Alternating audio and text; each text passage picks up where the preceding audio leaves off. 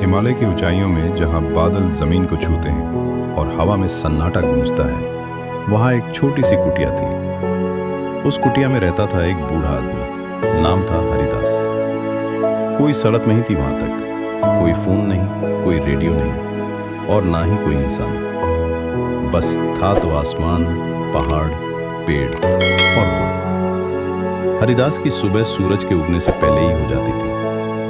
जैसे ही आसमान हल्का नीला होने लगता, वो अपनी लकड़ी की चारपाई से उठता, एक गहरी सांस लेता और बाहर निकल जाता। ठंडी हवा उसके चेहरे को छूती, जैसे कोई पुराना दोस्त उसे याद कर रहा हो। वो हमेशा एक ही काम से दिन की शुरुआत करता, आसमान को देखना।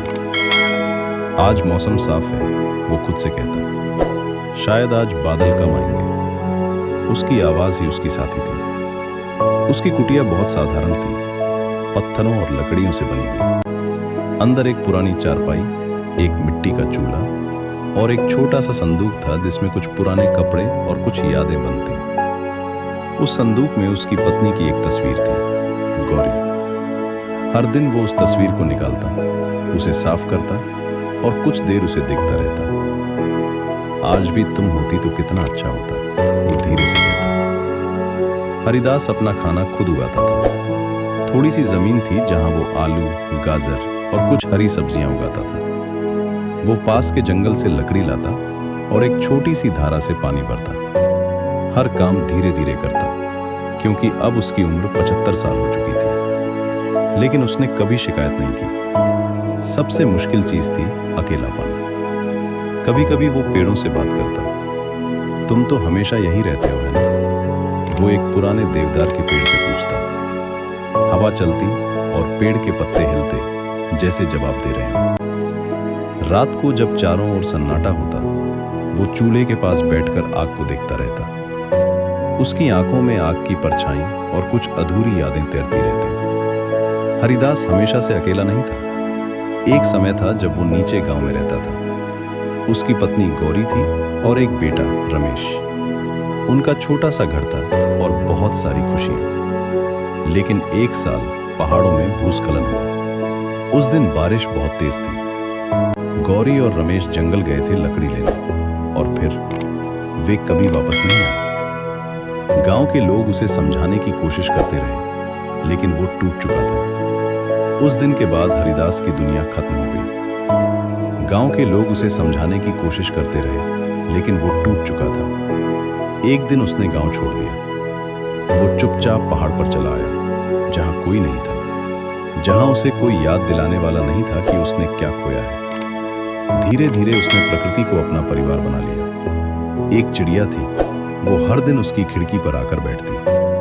हरिदास उसे दाने देता और कहता, तू ही मेरी मेहमान है। वो चिड़िया जैसे उसकी बात समझती थी। एक दिन जब वो पानी भरने जा रहा था, उसने दूर कुछ देखा। एक छोटा सा लड़का, लगभग 10 साल का, रास्ता भटक गया था। लड़का डरा हुआ था, रो रहा था। हरिदास धीरे धीरे उसके पास गया। डर मत बेटा, मैं हूं, उसने कहा। लड़के ने उसकी ओर देखा, जैसे उसे किसी अपने की झलक मिल गई हो। हरिदास उस लड़के को अपनी कुटिया में ले आया। उसे खाना दिया, पानी दिया और सुला दिया। अगले दिन वो लड़के को नीचे गांव तक छोड़ने गया। गांव वाले बहुत खुश हुए। लड़के के माता पिता ने हरिदास को धन्यवाद दिया। लेकिन जब हरिदास वापस मुड़ने लगा, लड़का दौड़कर आया और बोला, दादा, आप अकेले रहते हो? हरिदास ने मुस्कुराकर कहा, हाँ बेटा। लड़के ने कहा, मैं फिर मिलने आऊंगा। उस दिन के बाद हरिदास के जीवन में कुछ बदल गया। अब वो हर दिन उस लड़के का इंतजार करता। कभी कभी वो सच में आता, कभी नहीं। लेकिन इंतजार ने हरिदास के जीवन में एक नई रोशनी ला दी। साल बीतते गए। हरिदास और बूढ़ा होता गया, लेकिन उसकी आंखों में अब पहले जैसी खालीपन नहीं था। अब उसमें उम्मीद थी। एक सुबह सूरज उगा, लेकिन हरिदास नहीं उठा। वो अपनी चारपाई पर शांत पड़ा था। उसके चेहरे पर एक हल्की मुस्कान थी, जैसे वो किसी से मिल चुका हो। शायद गौरी से, शायद रमेश से।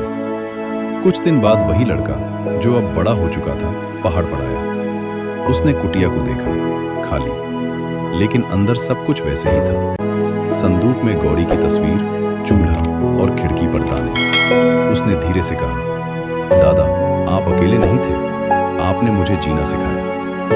कभी कभी जिंदगी हमें सब कुछ छीन लेती है, लेकिन अगर हम जीना नहीं छोड़ते तो कहीं ना कहीं कोई ना कोई वजह मिल ही जाती है जीने की।